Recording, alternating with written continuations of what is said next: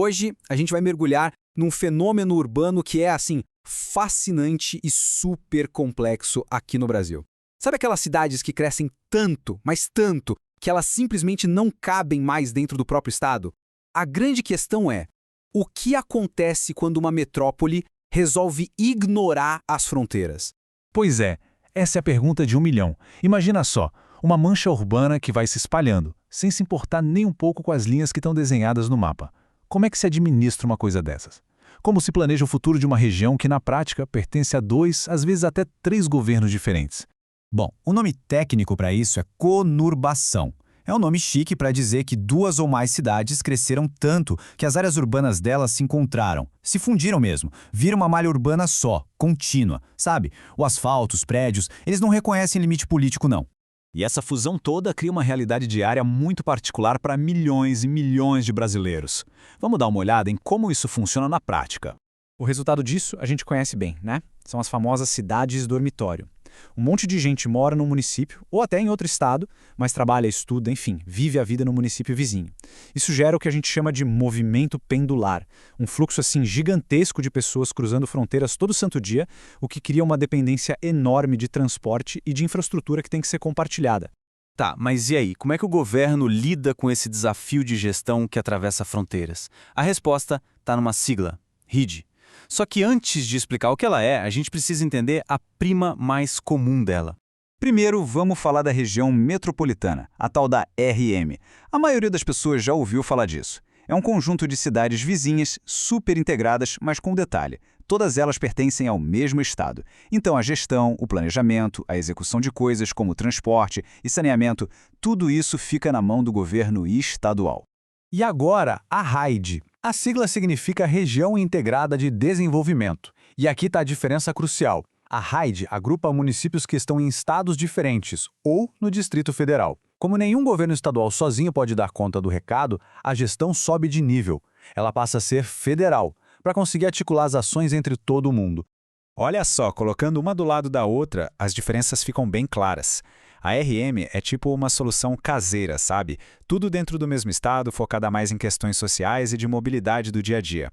Já a RIDE, a RIDE é uma ferramenta federal criada justamente para resolver esse quebra-cabeça que atravessa fronteiras. E o foco dela é maior em ações econômicas e em desenvolvimento integrado. Entender essa distinção é fundamental para sacar como o Brasil tenta organizar esses gigantes urbanos. Ok, agora que a gente entendeu o conceito, vamos sair um pouco da teoria e ver onde essas regiões existem de verdade no mapa do Brasil. Hoje, o Brasil tem 3 RAIDs funcionando. A mais antiga e mais conhecida é a do Distrito Federal e entorno, que envolve o DF e cidades de Goiás e de Minas Gerais. A gente tem também a RAID do Polo, Petrolina e Juazeiro, que une Pernambuco e Bahia, lá no Nordeste. E tem também a da Grande Teresina, que conecta Piauí e Maranhão. E olha, o mapa não para de mudar. O modelo da RAID é visto como uma boa solução para outras áreas que estão passando pelo mesmo perrengue.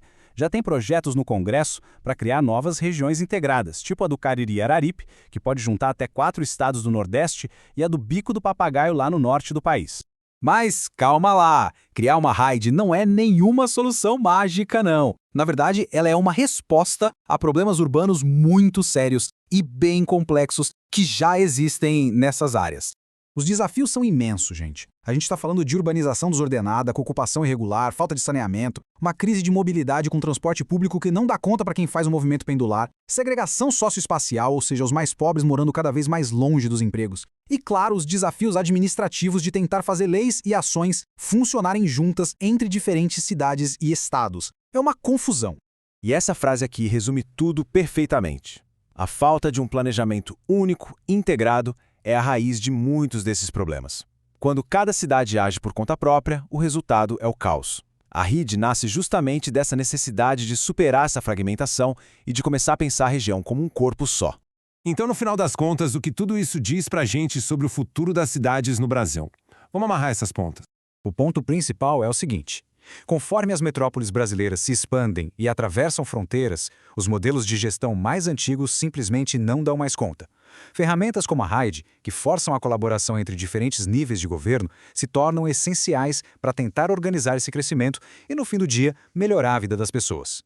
Isso tudo deixa a gente com uma pergunta para o futuro. O desafio urbano do século XXI não respeita linha e mapa. A questão é se a nossa capacidade de governar e planejar em conjunto vai conseguir evoluir na mesma velocidade que as nossas cidades. Fica aí a reflexão.